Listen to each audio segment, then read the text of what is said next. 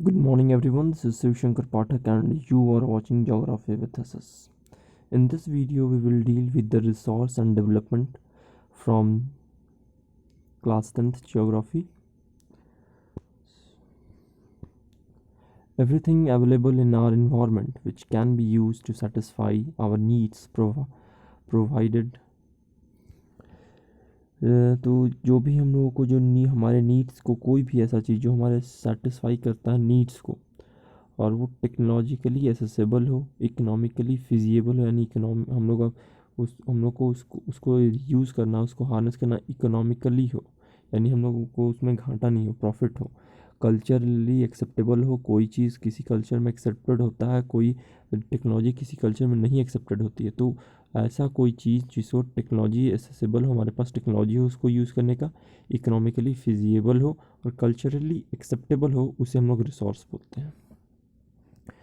ठीक है, तो ह्यूमन बींग के जो होंगे तीन, अगर ट्राइंगल के बीच में रखा जाए तीन उसके पार्ट हैं। तो एक फिज़िकल इन्वायरमेंट ह्यूमन इंटरेक्ट करता है, टेक्नोलॉजी से यूज़ करके फिज़िकल इन्वायरमेंट को इंटरेक्ट करता है, वही और इंस्टीट्यूशन भी बनाता है ह्यूमन बींग्स, और इंस्टीट्यूशन से नेचुरल फिज़िकल इन्वायरमेंट को हार्नेस करता है और टेक्नोलॉजी को उस इंस्टीट्यूशन से टेक्नोलॉजी भी बनाता है। ठीक है, इंटरेक्शन, ये तीनों का इंटर रिलेशन है आपस में। फिर यहाँ पे हम लोग बात करते हैं to the process of transformation of a thing available in our environment evolves an interactive relationship between nature, technology and institution. जो भी हमारे पास नेचर में अवेलेबल है थिंग्स हैं, ट्रांसफॉर्मेशन के प्रोसेस में जो अवेलेबल हुआ है उसमें वो इंटरैक्टिव रिलेशनशिप में है, आपस में इंटरैक्टिव रिलेशन होता है। किसके बीच में?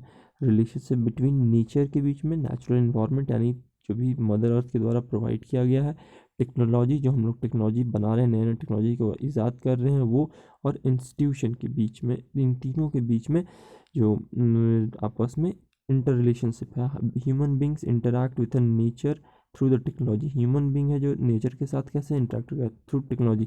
कभी प्रिमिटिव टेक्नोलॉजी से किया, आज मॉडर्न टेक्नोलॉजी से किया, लेकिन वो किसी न किसी टेक्नोलॉजी को यूज़ करके नेचर से इंटरैक्ट करेगा एंड क्रिएट इंस्टीट्यूशन, और हार्नेस के लिए नेचर से करने के लिए इंस्टीट्यूशन क्रिएट करता है to accelerate their economic development. किसी चीज़ को डेवलपमेंट को स्पीड करने के लिए एक पर्टिकुलर एक स्पेशलाइज अगर टीम बना दे तो उसी को बोलेंगे इंस्टीट्यूशन।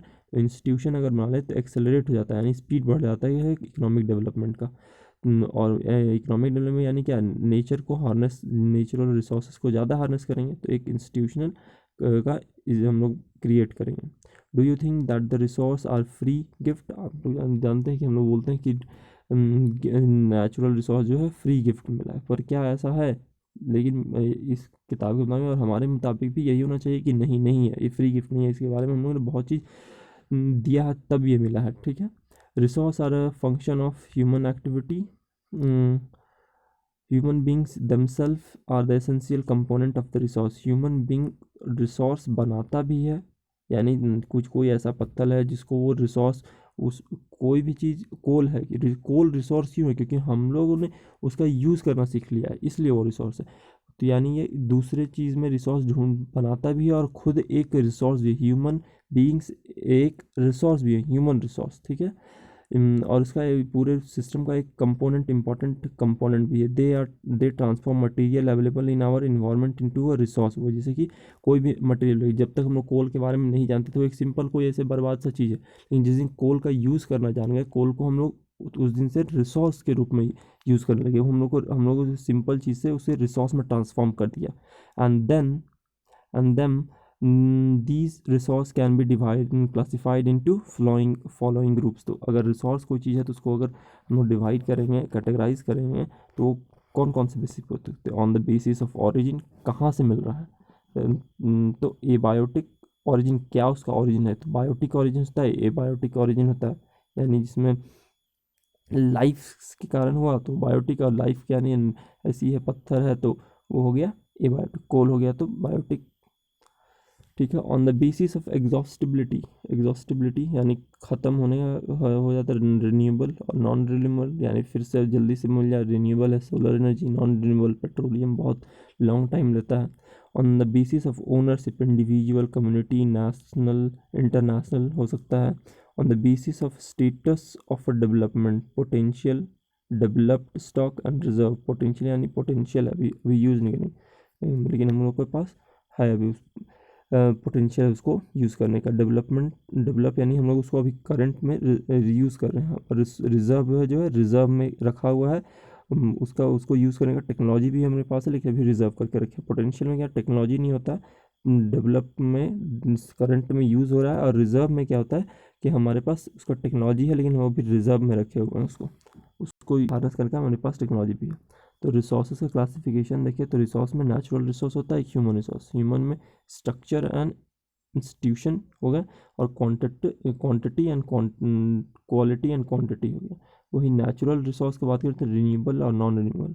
रिन्यूएबल में दो पार्ट, कंटिन्यूस और flow, that is wind and water. और एक हो गया बायोलॉजिकल, नेचुरल वेजिटेशन, ये रिन्यूएबल और खुद ही आप छोड़ दीजिए 100 साल कोई इलाका को, कोई अच्छे से अच्छे शहर को भी 100 साल छोड़ दिया तो वो पूरा फॉरेस्ट लैंड में कन्वर्ट हो जाता है, तो ये रिन्यूएबल हो गया। और वहीं नेचुरल वेजिटेशन और वाइल्ड लाइफ, ठीक है, दो पार्ट में हो गया। फिर अगर नॉन रिन्यूएबल पार्ट में देखें तो recycle metals, that is metals हो गया रिसाइकेबल, और एक नॉन रिसाइकेबल फॉसिल फ्यूल जो है आप रिसाइकिल कर सकते हैं। आप मेटल लिए उसको बनाएं, फिर उसको रिसाइकिल फिर कुछ और मत, लेकिन वही फॉसिल फ्यूल उसको तो रिसाइकिल कर नहीं सकते, जल गया तो जल गया, ख़त्म। तो ये हुआ क्लासिफिकेशन ऑफ रिसोर्सेज। फिर नीचे हम लोग देखते हैं types of resources on the basis of origin. Biotic resource, these are obtained from the biosphere and have life such as human being, flora and fauna, fisheries, livestock etc. ये सब क्या है, इसमें जिसमें लाइफ है, लिविंग ऑर्गेनिज्म है, वो उसमें बोलेंगे बायोटिक। ए बायोटिक यानी non living. All those things which are compose of non living things are called abiotic resource. For example rock, metals, ये सब क्या है एबायोटिक, इसमें कोई लाइफ नहीं है इसलिए abiotic. On the basis of exhaustibility, replenish हो सकता है या नहीं हो सकता है, तो एक होता है renewable resource, the resources which can be renewed और reproduce by a physical, chemical और mechanical process are known as renewable. तो अगर जल्दी से हम लोग बना सकते हैं तो वो रिन्यूएबल और रिप्लेनिशेबल यानी फिर से बना resources. For example solar, wind energy, water, forest and wild life, ये सब क्या है रिन्यूएबल सोर्स ऑफ एनर्जी है। आप कुछ दिन में आप फिर से आप उसको पा सकते हैं। द रिन्यूएबल रिसोर्स में further be divided into a continuous और फ्लो, ठीक है। जैसे ऊपर आपको देखा नॉन रिन्यूएबल रिसोर्स देखें, तो non renewable resource they occurs over a very long geological time. ये क्या नॉन रिन्यूएबल भी हो, ये भी नॉन रिन्यूएबल भी आपको बन सकता है, लेकिन ये इसका टाइम बहुत ज़्यादा है, ठीक है, बहुत ज़्यादा टाइम लगता है बनने में। वहीं अगर रिन्यूएबल क्या है वो बहुत छोटे टाइम में फिर से बन जाएगा। तो नॉन रिन्यूएबल वाला क्या हो गया कि वो बहुत ज़्यादा जियोलॉजिकल पीरियड, बहुत लंबा जियोलॉजिकल पीरियड लेता है तब जाके बन के तैयार होता है। Minerals and fossil fuel are example of such resources. These resources take millions of years in their formation. क्या करता है millions of years लग जाते हैं एक कोल बनने में। Some of the resources like metals are recyclable. तो नॉन रिन्यूएबल रिसोर्सेज क्या दोनों था, एक रिसाइकेबल एक नॉन रिसाइकेबल। तो मेटल जो है वो रिसाइकेबल हो गया, उसको फिर से recyclable, and some like fossil fuels can not be recycled and get exhausted within with their use. तो ये क्या है जो मेटल से उस जितना भी मेटल है उसको वापस हम लोग यूज़ कर सकते हैं। ये नॉन मेटल वाला जो है ये फॉसिल फ्यूल्स जो है ये क्या है एक बार आप जलाएं तो ख़त्म, ठीक है। फिर थर्ड डिवीजन है on the basis of ownership. Ownership में एक हो गया एक individual resource, these are also owned by a private or a individual. Many farmers own land which is allotted to them by the government against the payment of revenue. अब revenue कोई देता है तो उस फार्मर के पास कोई farm है तो वो भी एक रिसोर्स है। In village there are people with land ownership but there are many who are landless. Urban people own plots, houses and other properties, plantation, pasture land, pond, water in wells etcetera are some of the example of the resource. जो जिसे क्या pasture land है तो वहाँ पे आप चला सकते हैं गायों को, कैटल्स को, वो भी एक रिसोर्स के रूप में। प्लांटेशन है तो प्लांटेशन भी एक रिसोर्स है। पॉन्ड में पानी है, अब वहाँ पे कुछ खेत में उसमें आप मछली पालन करते हो, वो भी एक रिसोर्स की तरह। आप वाटर एक रिसोर्स है, वाटर रिसोर्स है, वेल है, वेल में वाटर मिल रहा है तो वो भी एक रिसोर्स है। तो ये क्या है, एक इंडिविजुअल ओन कर रहा है ये सब चीज़। प्लांटेशन एक इंडिविजुअल ओन कर सकता है, पैस्चर लैंड एक इंडिविजुअल का हो सकता है या फिर ग्रुप का भी हो सकता है, पॉन्ड्स एक इंडिविजुअल का या पूरे कम्युनिटी का हो सकता है, गाँव का हो सकता है। वाटर और वेल्स तो गाँव का भी होता है और पर्सनल तो होता ही है। तो ये क्या इंडिविजुअल में हो गया। Are some example of the resource ownership by the individual, make a list of the, ये सब देख लीजिए। कम्युनिटी ओन रिसोर्स, कम्युनिटी एक कम्युनिटी के द्वारा ओन किया। There are resources which are accessible to all the members of the community. Village commons, grazing ground, जो पुराने ज़माने में गौचर का होता था, आज़ादी की वजह से अब हटा दिया गया है। पहले गांव में गौचर होता था जहाँ पे पूरे गांव की गायें जाकर चरती थी। वो किसी का लैंड नहीं होता था, गाय के लिए सिर्फ होता था। तो वो सब इलाका क्या कम्युनिटी रिसोर्स है। बरियल ग्राउंड जो होता है वो क्या हो गया, किसी एक का नहीं है, पूरे कम्युनिटी का है। सबको वहाँ पे जब डेथ हो जाएगा तो उसका वहाँ पे दफना दिया जाएगा। विलेज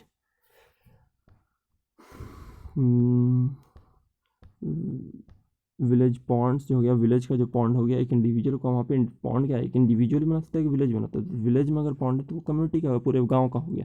पब्लिक पार्क्स जो हो गए, picnic spots, playground in urban areas are the de facto accessible to all people living there. ये क्या है, उस एरिया का सभी लोग उसको यूज़ करेंगे, उसमें आप किसी को रोक नहीं सकते हैं, ठीक है। तो ये हो गया कम्युनिटी का पूरा। नेशनल रिसोर्स की अगर technically all the resource belong to the nation, जितना भी रिसोर्स हो, इंडिविजुअल हो, कम्युनिटी का हो, टेक्निकली क्या होता है, टेक्निकली होता है वो पूरे नेशनल का ही होता है। The country has a legal power to acquire even a private property for public goods. आप जानते हैं लैंड एक्विजिशन का जो है प्रावधान है, आपको गवर्नमेंट बोलेगी आपको खाली करना होगा। You might have seen roads, canals, railways being constructed on the fields owned by some individual. Urban development authorities get empowered by the government to acquire land, all the minerals, water resource, forest, wildlife, land within the potential political boundary and ocean area up to the 12 nautical miles from the coast termed as a territorial water are the resource belong to the nation। आप देखिए पहले गांव में कहीं कोई इलाका है वहाँ पे कोई चीज़ नहीं है, उसमें सड़क बनाना है तो और लैंड एक्विजिशन हुआ तो वो क्या है, लोकल जो अथॉरिटी है, डेवलपमेंट अथॉरिटी, उसको पावर किया गया, लॉ बना दिया जाता है। लॉ के द्वारा उसे एम्पावर किया कि वो लैंड फार्मर से या किसी से ले सकता है, उसको उसके बदला में पैसा दिया जाता है, ज़्यादा मार्केट रेट से ज़्यादा पैसा दे दिया जाता है और उससे लेकर उसमें कंस्ट्रक्ट किया जाता है, ठीक है। वैसे ही अब रोड का होता है, रेलवेज़ का होता है, सब जगह वैसे ही होता है। जो वाइल्ड लाइफ है वो भी रिसोर्स है एक, वो भी फॉरेस्ट हो गया, फॉरेस्ट लमरिंग टिम्बर ये सब लेते हैं तो वो भी एक रिसोर्स के रूप में यूज़ होता है। Land with in the political boundary, जितना भी लैंड है पॉलिटिकल बाउंड्री के अंदर पूरे देश में, तो वो एक नेशन को बिलोंग करता है। 12 नॉटिकल माइल्स जो इंडिया का जो किसी भी नेशन का कोस्ट से समुद्र में सीमा होता है, उसका जुरिस्डिक्शन में आता है 12 नॉटिकल माइल्स तक, 22.2 किलोमीटर जो होगा from the coastal term as a territorial water. वो भी उसमें जो भी रिसोर्स मिलेगा वो उस देश का ही होगा। उसके बाद जो होगा वो आता है इंटरनेशनल। आप वहाँ पे कोई भी आपको आके आप मछली वहाँ से ले जा सकता है, आप किसी को रोक नहीं सकते। वो पब्लिक के लिए, वो कोई भी देश आके आप वहाँ पे मछली कर सकता है, मछली का शिकार कर सकता है। इंटरनेशनल रिसोर्स, तो ये हो गया नेशनल लेवल तक हो गया। International resource, these are the international institution which regulate some resources. The ocean resource beyond the 200 nautical miles, 200 nautical mile आगे देखिए 12 किलोमीटर, 12 नॉटिकल माइल तक क्या होगा, 12 नॉटिकल माइल तक सिर्फ उस देश का होगा। फिर उसके बाद स्पेशल इकोनॉमिक जोन होता है, फिर उसके बाद एक्सक्लूसिव इकोनॉमिक जोन, उसके बाद हो गया। उसके बाद 200 नॉटिकल माइल तक क्या होगा, एक्सक्लूसिव इकोनॉमिक जोन किसी देश का होता है। उसके बाद जो हो गया 200 नॉटिकल माइल्स के बाद किसी का नहीं होता। वो वहाँ पे आके कोई भी आके कुछ भी कर सकता है, ड्रिलिंग कर सकता है ऑयल के लिए, वो सब के लिए, ठीक है। Nautical mile, the ocean resource beyond the 200 nautical mile of the exclusive economic zone belong to the open ocean. Open ocean से जो बिलोंग करते हैं, no individual country can utilise these without the concerns of the international institution. आपको वहाँ पे करना है, कोई भी कर सकता है, लेकिन आपको एक परमिट लेना होगा इंटरनेशनल इंस्टीट्यूशन से, ठीक है, यूएन से लेना होगा, तब आप कर सकते हैं, लेकिन वो किसी देश का एक पर्टिकुलर रिसोर्स नहीं है। On the basis of a status of a development, तो ये हो गया पोटेंशियल, डेवलप्ड और स्टॉक, ठीक है। पोटेंशियल देखते हैं, resource which are found in region but have not been utilized. For example, the western part of the India, particularly Rajasthan and Gujarat, have enormous potential for development of the wind and solar energy, but so far these have not been developed. तो क्या हमारे पास technology है, ठीक है, potential technology इसको इस चीज़ को हम लोग को हार्नेस कर सकते हैं, लेकिन हम लोग अभी तक डेवलप नहीं किया, इसलिए ये पोटेंशियल है, यहाँ पे हम लोग कर सकते हैं, पोटेंशियल है हमारे पास कि हम लोग डेवलप करेंगे, लेकिन अभी डेवलप नहीं हुआ, ठीक है। Developed resource, these resources are surveyed and their quality and quantity have been determined for the utilization. इसका क्वालिटी भी हम लोग को पता है, क्वांटिटी भी कितना मात्रा में है ये भी पता है, सर्वे करके निकाल ली है। This development of the resource depend on the technology and level of feasibility, ठीक है, ये हम लोग यूज़ कर रहे हैं। दे इसमें डेवलपमेंट जो कितना हम लोग का टेक्नोलॉजी है, कितना अच्छा से हम लोग निकाल सकते हैं, उसका क्या कितना इकोनॉमिक है, तो इस पर हम लोग को बात इसके इस जो ये होगा डेवलप्ड रिसोर्स। फिर स्टॉक रिसोर्स क्या, materials in the environment which have been a potential to satisfy human needs but human being do not have the appropriate technology to access these. तो ये क्या है, स्टॉक जो है, स्टॉक जो हो गया, स्टॉक जो है ये क्या है, इससे हम लोग यूज़ कर सकते हैं, लेकिन हमारे पास टेक्नोलॉजी नहीं है। जैसे कि अभी हम लोग के पास बात चल रहा है फ्लेक्स इंजन के लिए, तो वहाँ पे 100% हम लोग इथेनॉल पे, तो हमारे पास अभी टेक्नोलॉजी नहीं, हम लोग टेक्नोलॉजी बना रहे हैं, तो ये क्या स्टॉक है, इथेनॉल से हम लोग गाड़ी चला सकते हैं, ठीक है, लेकिन वो अभी बना नहीं है, बनने जाएगा तब वो क्या हो जाएगा, हम लोग पोटेंशियल में जाएगा, फिर डेवलपमेंट हो जाएगा। तो हम लोग अभी यूज़ बना रहे हैं, तो अभी वो स्टॉक है, ठीक है। Include among, for example, water, a compound of two gases, hydrogen and oxygen. Hydrogen can be used as a rich source of energy, but we do not have advanced technical know how to use it for a purpose. आप जानते हैं जो green hydrogen का या फिर hydrogen से बस चलाने का भी बात हो रहा है इंडिया में, तो ये क्या है, अभी टेक्नोलॉजी बनाया जा रहा है, लेकिन ये हाइड्रोजन को कमर्शियली स्केल पे भी नहीं बनाया जाता है, थोड़ा पर्पस के लिए थोड़ा मोड़ा बनाया था, वो इकोनॉमिक नहीं है, लेकिन उसी को लार्ज स्केल पे बनाया जाने लगे, तो उसका अगर हम लोग बनाएं और उसको यूज़ करें, अगर वो करने लगेंगे, जब वो बन जाएगा तब वो क्या हम लोग डेवलप हो जाएगा, लेकिन अभी हम लोग उसके हमारे पास टेक्नोलॉजी नहीं है वैसा कि हम लोग उसको फिजिएबल बनाए, इकोनॉमिक नहीं है, ठीक है। फिर रिजर्व आता है, reserve are the subset of the stock which can be put into use with help of existing technology. Reserve क्या है, एग्जिस्टिंग जो टेक्नोलॉजी उसी के द्वारा यूज़ किया जा सकता है, ठीक है, और पता है कि हमको कैसे करना है, but their use has not been started, पर अभी इसका यूज़ स्टार्ट नहीं हुआ।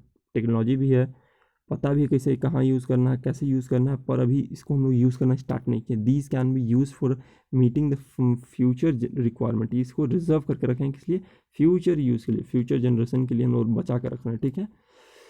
Reverse water can be use for generating hydroelectricity power, but presently it has been utilise only to the limited extent. हम लोग जानते हैं, लेकिन हाइड्रोइलेक्ट्रिसिटी बना सकते हैं, लेकिन अभी भी सभी नदियों को हम लोग सब नदी को रोक के बना सकते हैं, बहुत ज़्यादा हम लोग का ज़रूरत का 100% कंट्रोल, लेकिन हम लोग अभी बना नहीं रहे, रिजर्व, ठीक है, क्योंकि हम लोग के पास अभी उतना पैसा नहीं है, और भी कारण है इसके कारण नहीं बना रहे हैं, ठीक है। दस the water is in the dam, forest etcetera is a reserve which can be use in the future, ठीक है। फिर आता है development of resources. Development of resources